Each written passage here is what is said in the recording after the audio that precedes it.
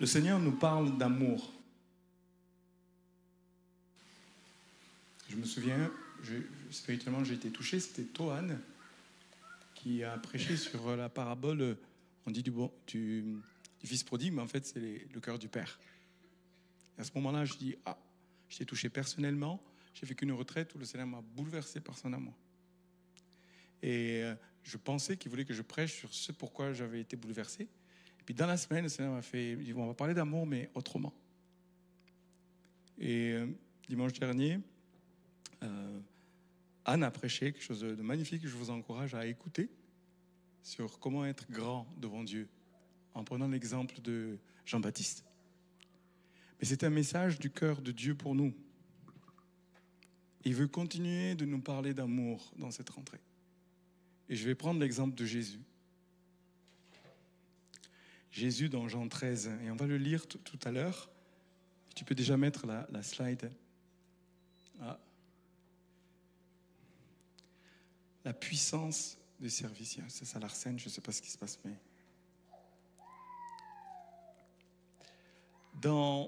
il y a 4 évangiles, et le dernier acte de Jésus avant d'aller à la croix, dans Matthieu, Marc et Jean, c'est la Sainte Seine. Jésus dit son amour en faisant alliance, vous voyez, pour expliquer ce qu'il va faire à la croix. Mais dans Jean, il n'y a pas de Sainte Seine. Je ne sais pas si vous l'avez déjà remarqué, lisez l'évangile de Jean, il n'y a pas, le jour où il fait livrer, Jésus prit du pain, il donne à ses disciples. Ça n'existe pas. C'est quand même curieux qu'un acte aussi important que la Sainte Seine ne soit pas mentionné dans Jean. Mais ce qui est mentionné, c'est le lavement des pieds. Et le lavement des pieds est l'équivalent, je suppose, c'est mon interprétation, de la Sainte Seine. Et Jésus parle là de la puissance du service. Et dans cet amour qu'il va démontrer, on va le lire tout à l'heure, il envoie ses disciples. Il fallait que ses disciples connaissent cet amour, soient baptisés dans cet amour, expérimentent cet amour. Dans Jean 17, plus tard, parce que là, Jésus débute un moment de la fin, juste avant qu'il parte. C'est un moment vraiment particulier. Il dit adieu. C'est un moment chargé, très chargé émotionnellement. Il est en souffrance, il sait ce qu'il attend. Et c'est juste là. Après, il y a Gethsémani où il y a des grumeaux de sang, il vit des angoisses et il est déjà dedans. Il leur dit adieu, il leur dit des choses importantes. Et avant de dire quoi que ce soit sur l'amour, justement, il pose un acte.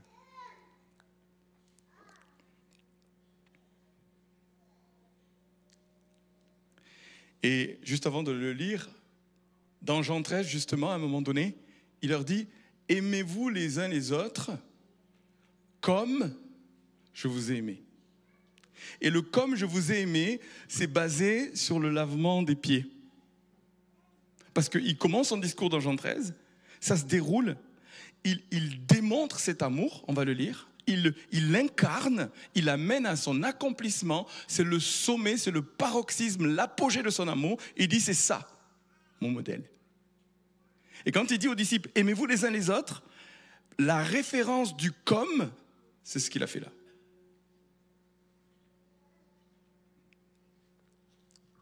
Du coup, lisons ce texte. Et j'aimerais qu'on le lise en se laissant pénétrer.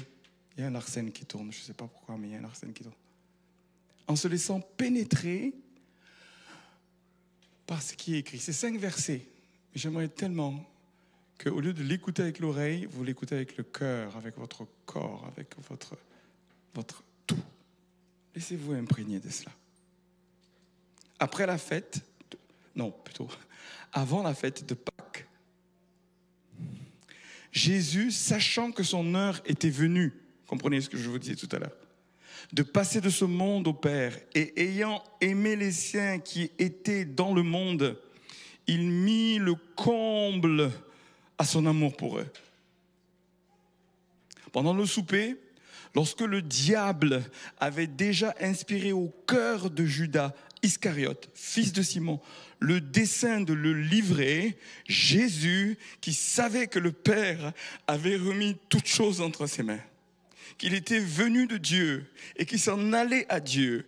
Il se leva de table, il ôta ses vêtements, il prit un linge dont il se ceignit. Ensuite, il versa de l'eau dans un bassin et il se mit à laver les pieds des disciples et à les essuyer avec le linge dont il était ceint.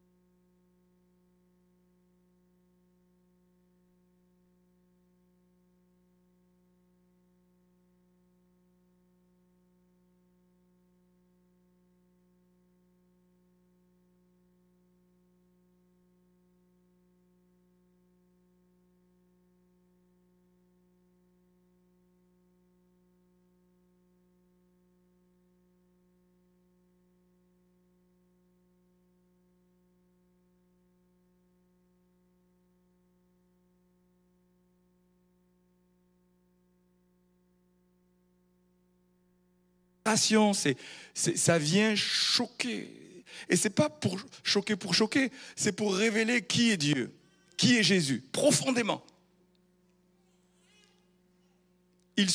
Par cet acte, Jésus se révèle. C'est un homme, il le dit dans la suite du texte, on va se concentrer sur les 5 versets, mais il dit, vous dites que je suis maître et Seigneur, et je le suis. En faisant cela, Jésus ne renie pas qu'il est Dieu, qu'il est Seigneur, qu'il est digne de gloire. Il ne le renie pas du tout. C'est un choix. Et c'est le chemin dans lequel le Seigneur veut conduire notre Église. C'est ce chemin, la puissance du service. Jésus le fait délibérément. Il n'y a pas d'improvisation spontanée là. Ce n'est pas une erreur de protocole. Ce n'est pas un truc qui lui vient comme ça. Non. Jésus est Dieu et il accepte l'adoration. Vous savez, je parlais de Christologie. Qu'il soit évident que Jésus savait qu'il était Dieu et il assumait qu'il était Dieu. À des moments, on se demande s'il veut vraiment le dire. Quand les démons se révélaient Jésus, il leur dit « Taisez-vous ». Mais les démons savaient que Jésus-Christ était Dieu. Est-ce que les connaisseurs de la Bible, là, les démons le savaient, ils lui faisaient taire. Vous savez, la preuve que Jésus était Dieu, c'est qu'à un moment donné, dans Jean 8, il dit « Avant que Abraham fût, je suis ». Il dit « Je suis », le fameux « Je suis » de Moïse, vous savez. Quand il dit « Mais quel est ton nom, Dieu, qui m'envoie ?» Il dit « Je suis celui qui… » Et quand Jésus dit ça, il est en train de dire « C'est lui qui parlait à Moïse. » Il y en a d'autres qui peuvent dire Amen. Jésus est Dieu et il assume. Et l'un des autres signes que Jésus était Dieu, vous savez quoi? Il se laissait adorer. Vous me suivez là? Des gens venaient l'adorer. Dans la Bible, il y a plusieurs rencontres comme ça où des hommes voient des anges glorieux, même Jean qui écrit là, il se prosterne devant l'ange et l'ange lui dit hop, garde-toi de le faire, relève-toi, je suis qu'un ange, je ne suis pas Dieu, adore Dieu. Et Jésus, les gens qui venaient l'adorer, il acceptait. Moi je pense à cette femme pécheresse qui vient baiser ses pieds, pleurer. C'est un acte d'adoration extraordinaire, d'intimité, il se laisse toucher. Et Jésus lui dit pas adore Dieu, non, il dit vas-y encore. Tu as le droit de le faire. Je suis Dieu. Mais Dieu, dans une simplicité, une accessibilité, et il veut révéler son cœur réel. Parce qu'il était Dieu et qu'il avait choisi qu'on s'approche de lui, une femme pécheresse, une femme prostituée, s'approche de Jésus parce qu'elle a beaucoup aimé. Et elle pleure. Il se laisse toucher. C'est là notre Dieu. Mais en même temps qu'il est Dieu, il choisit de quitter sa gloire et de se rendre humble. En fait, le mystère du cœur de Dieu, c'est qu'il met sa gloire à nous faire grâce. Il oublie sa gloire et il descend et il se rend serviteur. Et il pose un acte des plus vils. Je ne sais pas si vous avez déjà vécu des scènes où on vous a lavé les pieds. Moi, j'ai vécu ça. Wow. J'ai même vécu des scènes, vous savez, quand moi je vais en Afrique, en général, comme il fait chaud, je suis en nu-pied. Puis, il m'arrive de temps en temps d'aller rencontrer des administrations. Alors, je mets les chaussures cuir, vous savez, qui ont besoin d'être cirées. Et j'ai déjà été me faire cirer les pompes, s'il vous plaît. Cirer les pompes. C'est-à-dire que j'arrive, et puis il y a des serveurs qui tapent sur le tac, tac, tac, tac, tac, si vous avez besoin d'être ciré. Puis tu arrives là, puis tu dis, bon, ben, je m'en vais vers une administration, il faut que ça brille. Il faut que ça brille. Puis il te cire les pompes là. Puis ça brille, t'es content. Mais c'est un moment où j'ai été humilié par ça. Quelqu'un qui s'abaisse à tes pieds et qui te cire les pompes. Vous comprenez ce dont on parle? Jésus s'abaisse. Wow.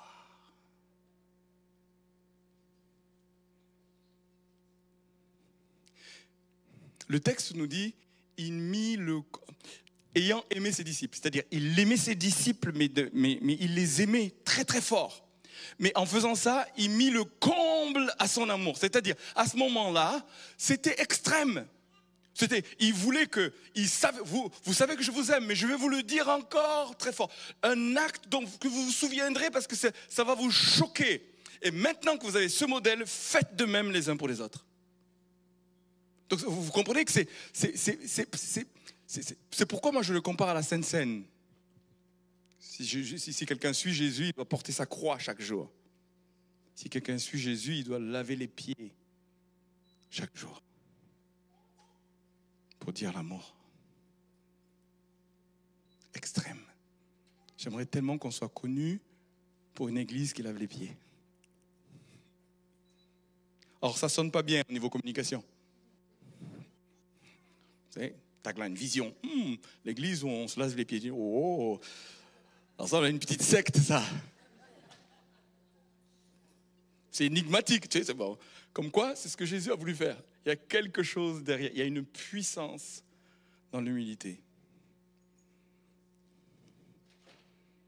Et ça me fait penser, tu peux passer la slide suivante, c'est le paradoxe de Jésus. Il lave les pieds, ça résume toute sa vie. Il dit, je suis parmi vous comme celui qui sert.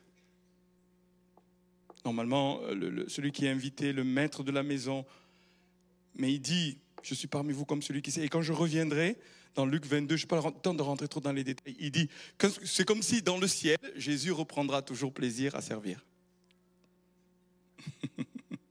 C'est son cœur, il est roi, serviteur. Et quand il fait cela, il ne perd rien de sa grandeur. Au contraire, il la révèle encore plus.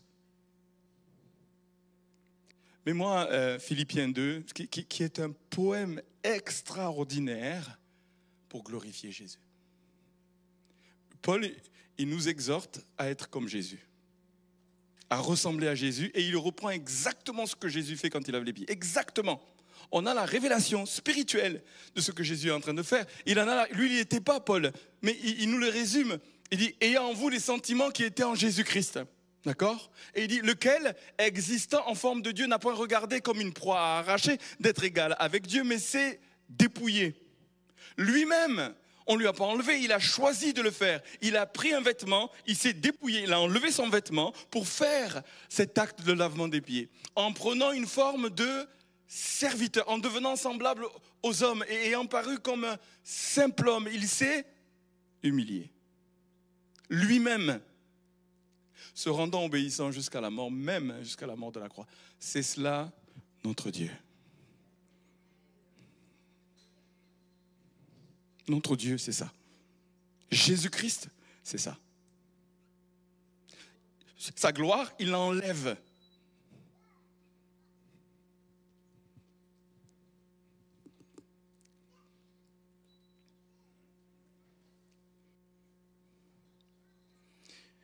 en Jésus, on voit la douceur mais sans faiblesse, vous savez.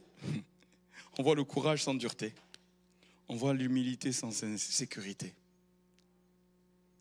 On voit l'intégrité sans rigidité. Il y a tout qui est là et ça permet aux gens de s'approcher.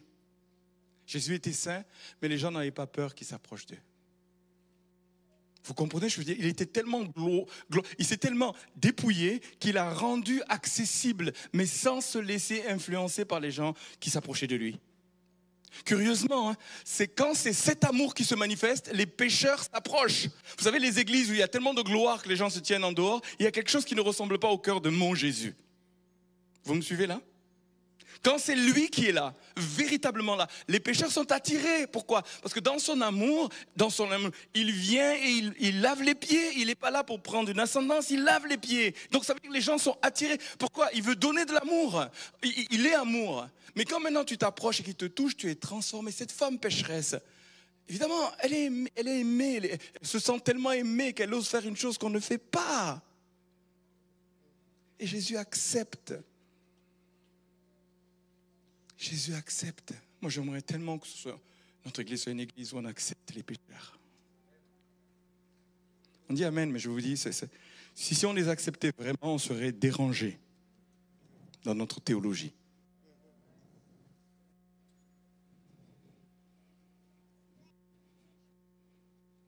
Sommes-nous prêts à être dérangés, à laver les pieds des pécheurs? Sommes-nous prêts à avoir plusieurs prostituées au milieu de nous? Non mais, amen, mais... Oui, amen. Mais mesurons le travail qu'il y a à faire.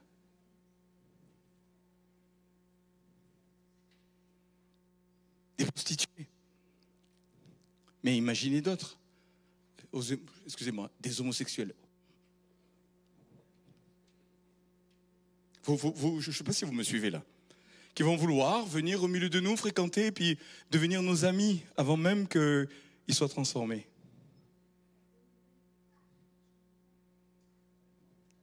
L'amour de Jésus a attiré les gens de mauvaise vie. Mais tu sais, la vraie mauvaise vie là, la vraie.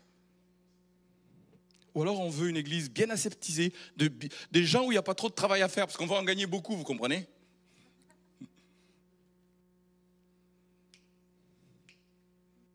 Il y a un appel. Jésus veut qu'on connaisse cet amour et il nous envoie en mission avec cet amour-là. À partir de cet amour, il pose un postulat, le lavement des pieds, incarne mon amour extrême pour vous. Maintenant, c'est à partir de là que vous allez aller en mission. Vous allez aimer les gens, ils vont être bouleversés. Ils vont se demander, mais ça sort d'où cet amour ? Ça vient d'en haut, c'est made in heaven. Made in heaven. Ce n'est pas un produit de la terre, c'est un produit du ciel. Ça vient d'en haut. L'objectif, c'est ça. Si on n'est pas là-bas et qu'on ne s'en va pas en mission avec ce modèle à pratiquer entre nous, mais à dire au monde, à vivre au monde, une église qui accueille les gens, les vrais gens, les cœurs brisés, les gens en prison. Notre église va attirer de plus en plus des gens démonisés. Vous savez, les vrais problèmes. On a parlé de Jérémie Potin, il est venu ici, et puis il me dit, Rodrigue, il y a des niveaux 1 de délivrance. Des gens, vous savez, les gens souffrent dans ce monde, je vous le dis, moi. Le diable, il est méchant. Quand je vous dis méchant, c'est méchant. Et il souffre. Il y a des niveaux 1. Il y a des niveaux 2. Et il y a des niveaux 3. Mais des gens habités. Je ne sais pas si vous savez qu'on peut avoir un mari de nuit qui va venir t'abuser la nuit. Vous le savez, ça ? Et aider quelqu'un comme ça, c'est pas, il faut être habité d'amour, de compassion, mais passer des heures jusqu'à voir la personne délivrée, guérie. Mais souvent, on veut le coup de baguette magique. Oh, par la foi, je prie pour toi, et puis tout est réglé. Parce que j'ai pas le temps, j'ai pas assez d'amour, en fait. Vous me suivez là ? Jésus agissait par compassion. Il était ému de compassion. L'appel de Jésus pour son Église, c'est de le rejoindre dans cet amour pour les gens perdus. Mettre le comble à l'amour.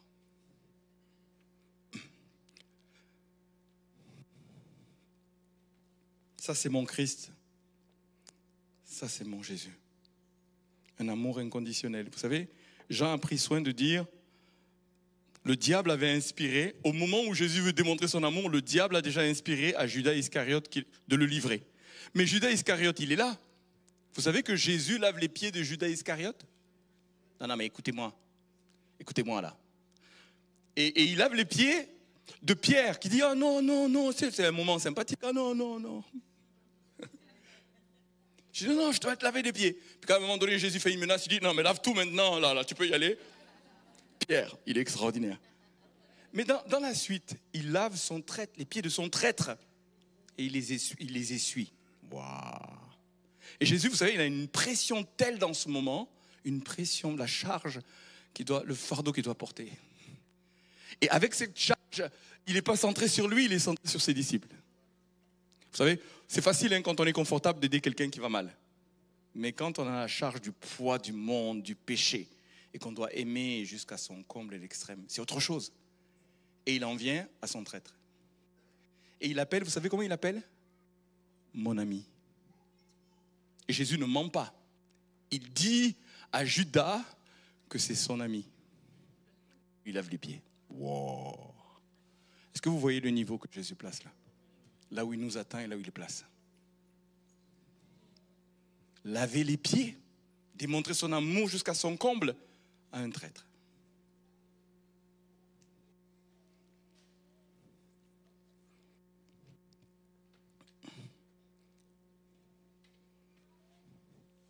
Son amour est inconditionnel. Je vais vous dire, je parlais de grâce, un lieu où on peut accueillir tout le monde, il faut que ce soit inconditionnel.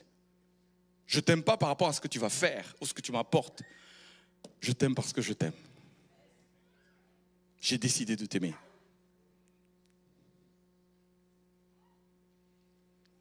Je pense que c'est cet amour inconditionnel qui faisait que les gens s'approchaient. Tu m'aimes pas pour ce que je fais. Je sens peut-être pas bon, j'ai fait des choses horribles, mais je m'approche et tu m'accueilles.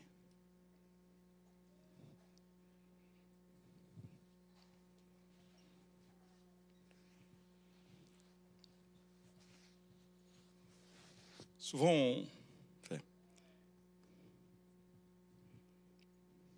c'est éternel. J'aimerais vous lire une citation de C.S. Lewis que j'aime vraiment beaucoup comme théologien, qui dit exactement la même chose. En fait, quand Jésus fait ce qu'il fait là, il fait ce qu'il a toujours fait dans sa relation au Père et à l'Esprit de Dieu. L'amour inconditionnel, c'est sa vie, c'est sa pratique, c'est sa respiration, vous voyez. Quand il descend, il fait ce qu'il fait, mais il le fait juste comme l'expression de sa nature profonde. Le Père aime le Fils aime le Père, et puis l'Esprit, et puis tout ceci est en communion d'éternité en éternité.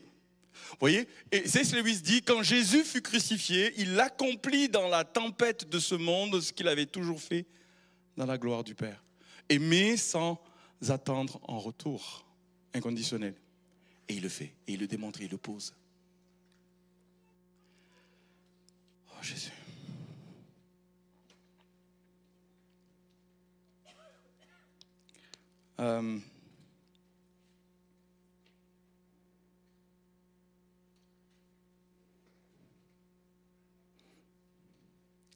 Je voudrais juste commenter le verset 3.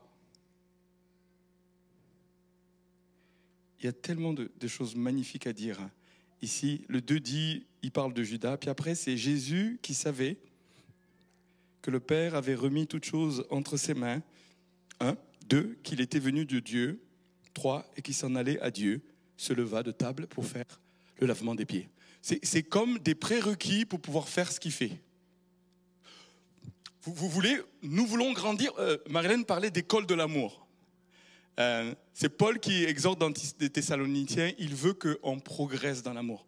J'aimerais tellement que notre Église rentre dans l'école de l'amour pour progresser. Il y a beaucoup de conférences pour avoir plus de puissance. Les dons spirituels, délivrer les gens. Et on court partout, l'onction. Touche-moi, oh, je vais avoir la puissance. Oh, je prie pour les gens, oh, la gloire est là, c'est la puissance. On est des charismatiques, on aime le réveil, que Dieu se agisse, qu'il y ait des délivrances. Où sont les conférences où on dit je veux plus d'amour? Les conférences qui disent je veux ressembler à Jésus.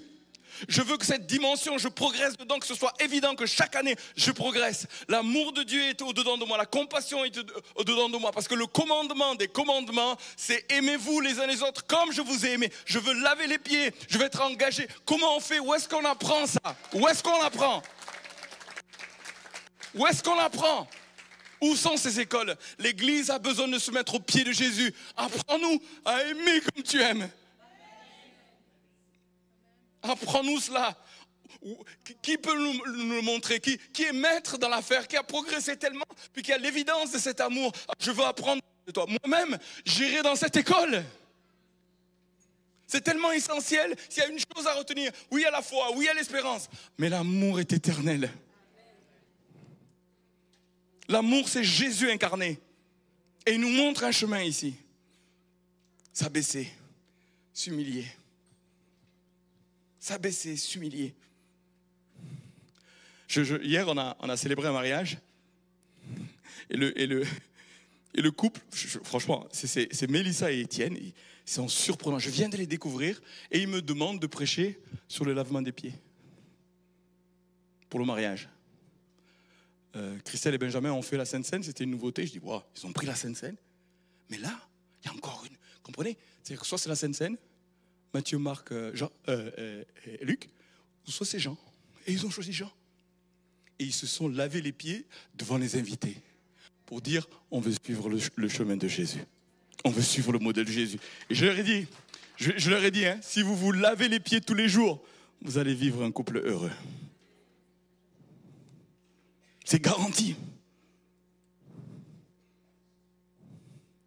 Alors vous comprenez, il ne s'agit pas de le faire physiquement, parce que la logistique serait un peu compliquée, vous voyez. C'est-à-dire je rentre à la maison, chérie.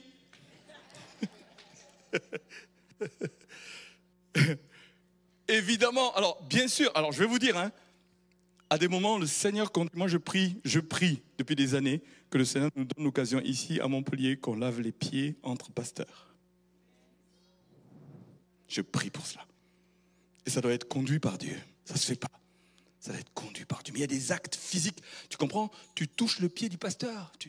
C'est kinesthésiste. Tu touches les pieds. C'est comme si tu lui imposais les mains sur ses pieds. Il y a quelque chose qui se passe de l'amour de Jésus.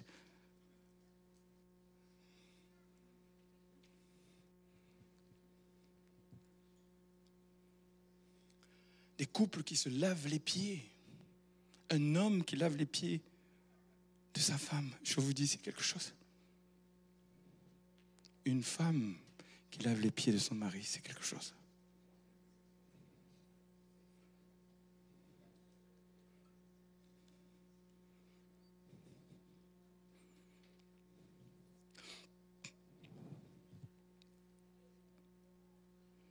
Alors, je n'ai pas le temps de rentrer dans les détails. Je voudrais qu'on prie. Et je sais que ma femme est particulièrement ointe pour gérer les temps de ministère. Je vais la laisser conduire cela. Mais il ne s'agit pas que d'une personne, c'est un appel de l'Esprit de Dieu. Le Seigneur nous parle. Le Seigneur nous parle.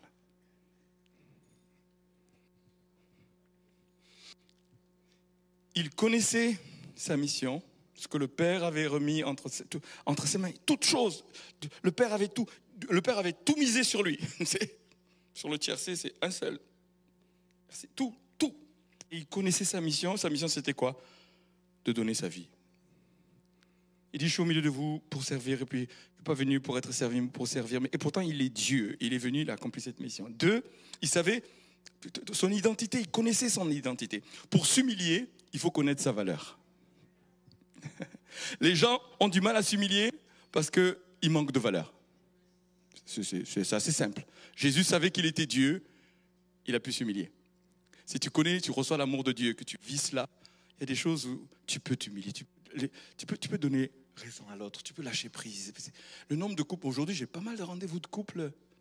Et le dénominateur commun de chacun d'eux, c'est la gestion de conflits. Et donc, je les renvoie à se laver les pieds.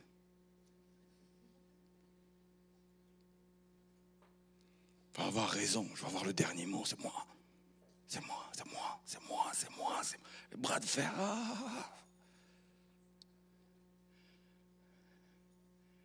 On va lancer les formations des séminaires pour accompagner les couples. Prévoyez des bassines.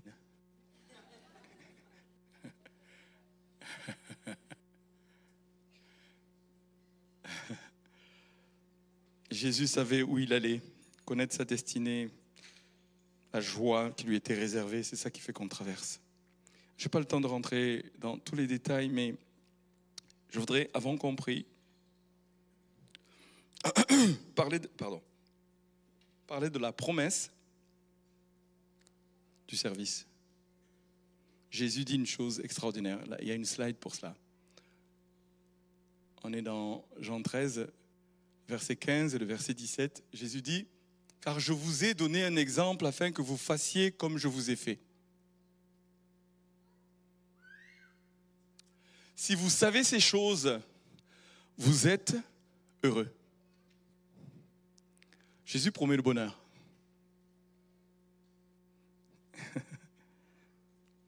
Les heureux, les heureux. Il y a plus de bonheur à donner qu'à recevoir. Jésus promet le bonheur. Il promet le bonheur au couple, il promet le bonheur aux familles, la relation parents-enfants. Il promet le bonheur même à une ville. Mais il dit pourvu que vous le pratiquez.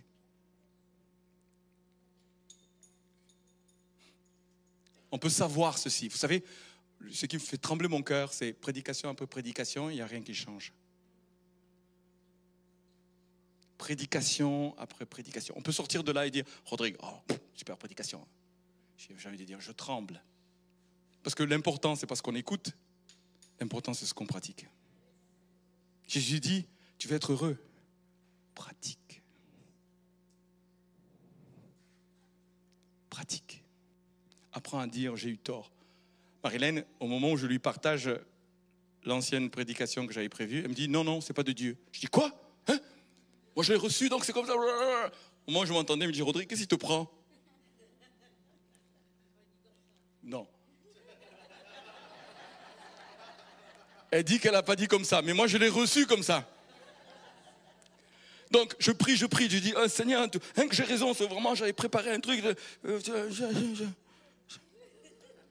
Seigneur me parle d'autre chose, me parle de ça. Et puis, il a fallu que le moment où je lui dise, bon, ben, chérie, en fait, tu avais raison. Bon, comme souvent, je vais pas oser dire comme souvent.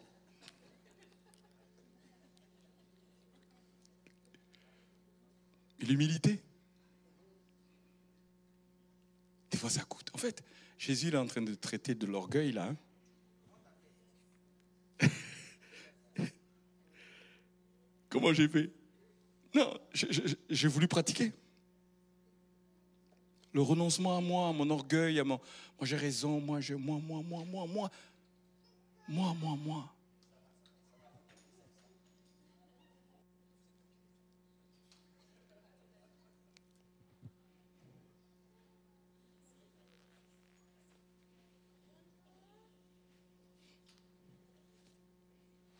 Pourvu que vous le pratiquez. Mon cœur serait tellement béni que la pratique, presque on organise notre vie d'église pour qu'il y ait de la place pour la pratique. On parlait tout à l'heure avec Lou, excuse-moi, juste parce que je me souviens qu'on a discuté dans le hall. Lou c'est la fille d'Audrey, on discutait, on prenait des nouvelles. Et la meilleure des formations aujourd'hui, c'est l'alternance. Pourquoi? Parce qu'on a de la théorie, mais on a aussi la pratique.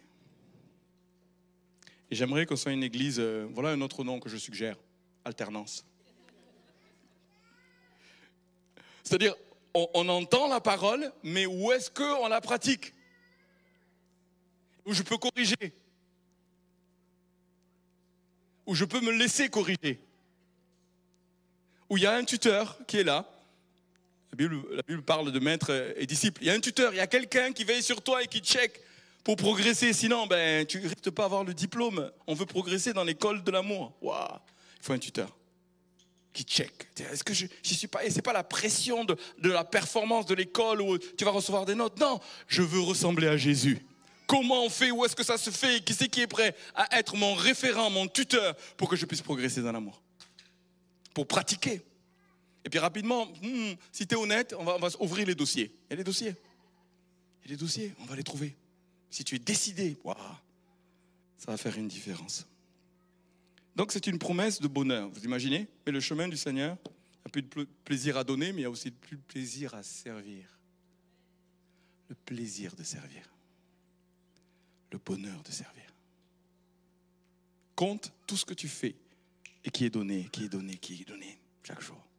Alors, je finis pour mon rêve, pour notre église.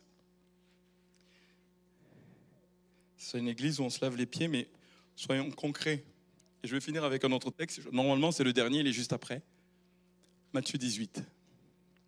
Ce texte, il est puissant, et après on prie. Les disciples, pourtant on est Matthieu 18, hein, ça commence à faire quelques années que le Seigneur est avec eux. Hein, mais voici ce qu'ils posent comme question à Jésus. En ce moment-là, les disciples s'approchèrent de Jésus et dirent « Qui donc est le plus grand dans le royaume des cieux ?» Jésus, ayant appelé un petit enfant, le plaça au milieu d'eux et dit « Je vous le dis en vérité », juste après, « Si vous ne vous convertissez et si vous ne devenez comme les petits enfants, vous n'entrerez pas dans le royaume des cieux. » Il parle à ses disciples. Il ne parle pas à la foule, là. C'est ses disciples qui lui posent la question. Vous savez ce que Jésus fait ? Il met un enfant au milieu d'eux. Et l'année dernière, pendant toute une année, on a prié toutes les semaines pour les enfants de notre église. Et le Seigneur a fait monter en moi le fait que les enfants ne sont pas placés au milieu de nous.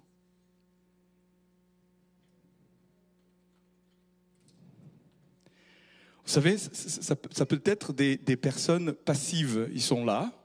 On a une centaine d'enfants dans notre vie d'église, hein, d'accord ? Ils sont là, mais on ne les voit pas. Ou alors, quand on les voit, ils nous dérangent. Ouais, ça fait du bruit. On se retourne, je dis, mais vous ne pouvez pas faire taire vos enfants.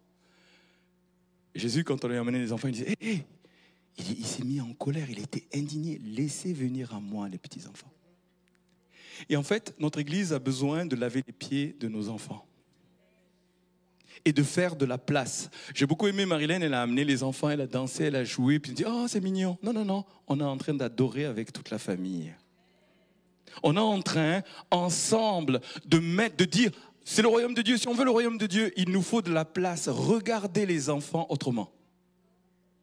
Les placer, pourquoi ? Le royaume de Dieu est pour ceux qui leur ressemblent. Il y a quelque chose qu'on a à apprendre auprès des enfants, redevenir comme des enfants. Et que notre église soit un lieu où les enfants sont au milieu. Premier acte de lavement des pieds, c'est nos enfants.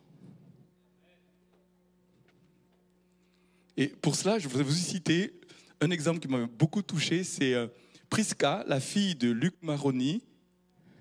Jean-Marc Potenti vient les visiter et puis il prend un moment avec un des enfants, Prisca. Vous savez ce qu'il fait ? J'aimerais beaucoup... Elle s'appelle comment ? Hein ? Alice. Tu peux venir ? Non, n'aie pas peur, tout va bien. Viens. Non ? Ah non, elle a peur. Eh oui, moi je fais peur, je suis... non.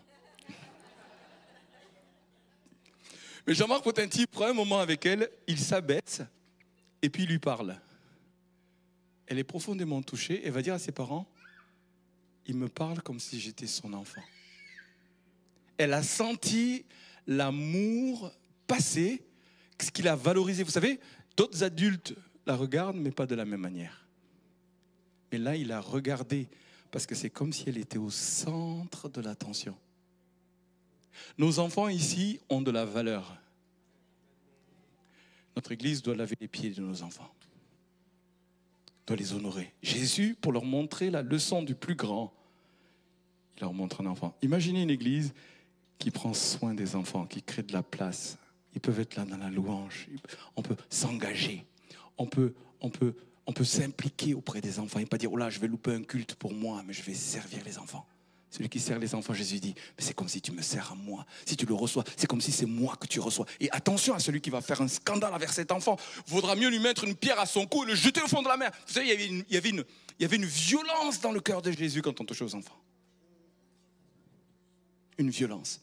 Mais ça peut être un manque de considération, du mépris ou juste de l'indifférence. Alors que notre église pourrait créer. Vous imaginez des cultes où les enfants sont en train d'adorer. On ne va pas juste leur dire louer le Seigneur et puis ils jouent. À un moment donné, il y a une ouverture. Pourquoi ? Parce qu'on crée de la place pour eux au milieu de nous. On crée de la place dans nos cœurs d'abord. Ce n'est pas une question d'organisation, ce n'est pas une question de chant avec vous avez des gestes. L'enjeu, c'est la place dans nos cœurs pour les enfants.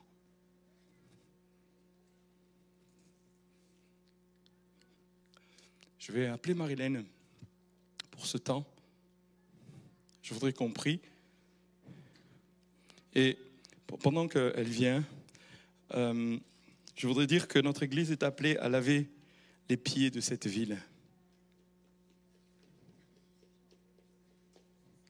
L'EPSO, le travail qu'il fait, cette épicerie sociale, le travail qu'elle fait, c'est laver les pieds de la ville.